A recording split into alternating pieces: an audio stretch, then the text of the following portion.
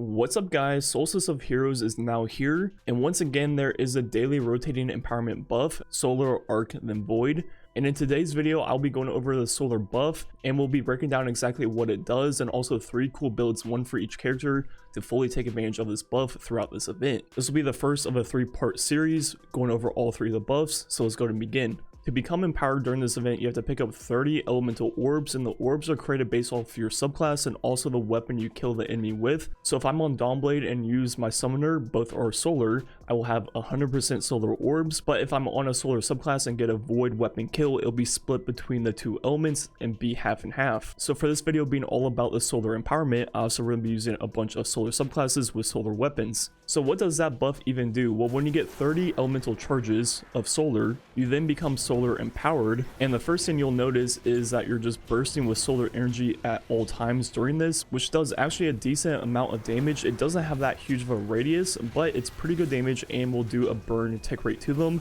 Then while you're doing that, you're also creating solar orbs, which means while you're actually doing this, you'll be making progress to becoming charged again once it's out. Then the most important thing that solar does is you have your recover turned up to like 12, 13, 14. It's so quick, it's pretty much constantly regenerating, which is very cool. And finally, the last thing solar empowerment does is will make your roaming solar supers last a lot longer. Dawnblade right there without the buff going still lasts quite a while, roughly like 20 seconds, but once you become empowered, the rate that the super goes down is much slower. It now lasts for something like 40 seconds, so pretty much with this buff your roaming solar supers will last twice as long, which is very cool. The attacks still take the same amount of super energy, so if you're spamming you'll still run out very quickly.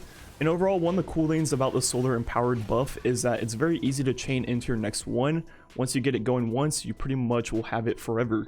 So now moving on to the builds in this video, starting off with Warlock. We're going to be using top tree Dawnblade for heat rises and also the ranged melee attack. And on top of that, we will also be using solar grenades for our exotic armor piece. And look at the weapons we'll be using. I'm using a random AR for my primary. You can pretty much use whatever primary weapon you want. But then we need Martyr's Retribution with Demolitionist. That is going to be very important. You can still farm this from the Umbral Engrams if you don't have one yet. Definitely recommend, one of the best weapons in the game. And finally, for our power weapon, I have 1000 voices. You could also use something like Xenophage. Depending on what you're doing and what you need, one might be better than the other. Then as mentioned, our exotic armor piece will be some bracers, which is where the solar grenades come into play. So this build is something I've used multiple times for different reasons. It's pretty straightforward. You pop your grenade to float, then you use your ranged melee to proc some bracers, which then allows you to shoot Martyr's Retribution and use your grenades to reload it. So you pretty much do Martyr's grenade back and forth, and that build is extremely strong. Then on top of that, if we put in some mods, for example Wrath of Rasputin, which I've shown off a lot this season and made posts when the gunsmith sold it, so hopefully you guys picked it up if you didn't have it already. That will make all solar damage create Warmind cells. Then we have global reach to increase the radius, then also solar plexus for 50% more solar melee damage. So now with this entire build, pretty much everything we're using will create Warmind cells, which is very cool. So pretty much every 5 to 7 red bars, every 4 majors, then also every single time you kill Ultra with any of the solar weapons in this build or solar abilities, you'll create a Warmind cell. Then the last 2 mods we're using are burning cells, which will apply a solar burn to the explosion of Warmind cells, which makes Warmind cells be able to create more solar orbs that we can then go pick up to become solar empowered. So that's pretty cool.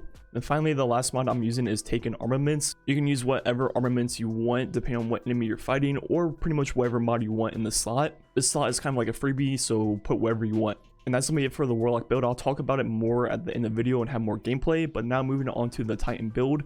The Titan build will be revolving around Ashen Wake, which will enhance our fusion grenades by making them explode on impact, and then also getting kills with them will return grenade energy back. Then our weapon we're going to be using is going to be Sunshot, then also we're going to be using Middle Tree Sunbreaker for Roaring Flames. So pretty much the whole point of this build is you get Roaring Flames times 3, either with your grenades or your throwing hammer. And once you have times 3, you pretty much just spam fusion grenades. And as long as you're killing 1 ultra, 2 majors, or 4 red bars, I believe, you get your entire fusion grenade back instantly, which means you can pretty much just spam it and it does a lot of damage. And we're going to be using a lot of the similar mods we're using on Warlock. Wrath of Rasputin to create Warmind cells with solar damage. Once again, everything we're using will create this effect.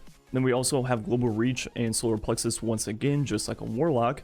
And here are the 2 new mods. We're going to be using Charge Harvester. That way we become charged with light as we're doing this just kind of randomly. Every like 5 to 7 kills, you'll become charged with light by doing anything, so nothing in particular. Then on top of that, we have Lucent Blade for our Falling Guillotine.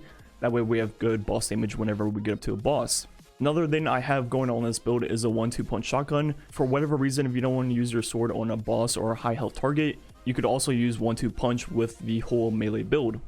And finally, moving on to the hunter, I'm going to be using top tree gunslinger for 6 shooter. That's pretty much it for the entire build. You'll see why once we're empowered. But I just went ahead and put on one of my favorite hunter builds that also uses solar damage to create solar orbs, so it kind of worked out. And that's going to start off with Mechaneer's trick sleeves, which is going to be double sidearm damage when we're red bar, then also just being able to swap quicker to our sidearm and also reload a lot quicker. And with that, we're going to be using Breach Light for our sidearm. Then we're going to be using Martyr's Retribution, which is solar, to create solar orbs and also just a really good weapon.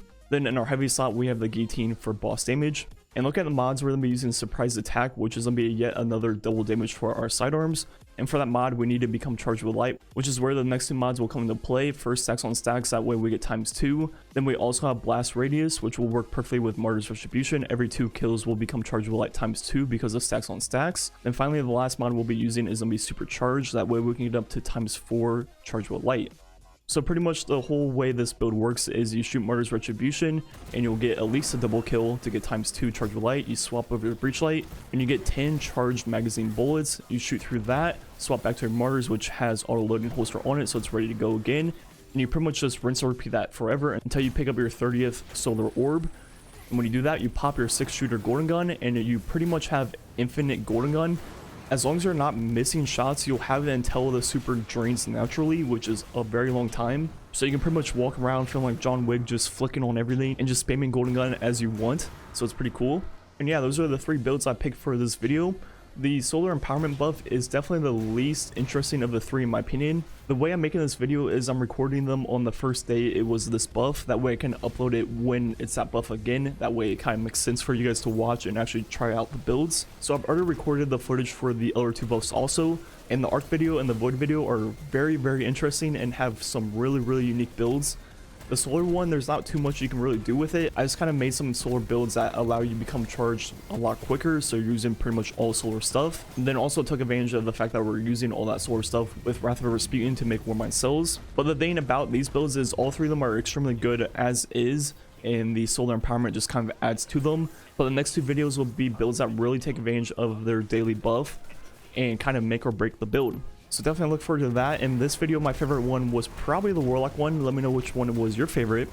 Anyways, thanks for watching. Catch you guys next time.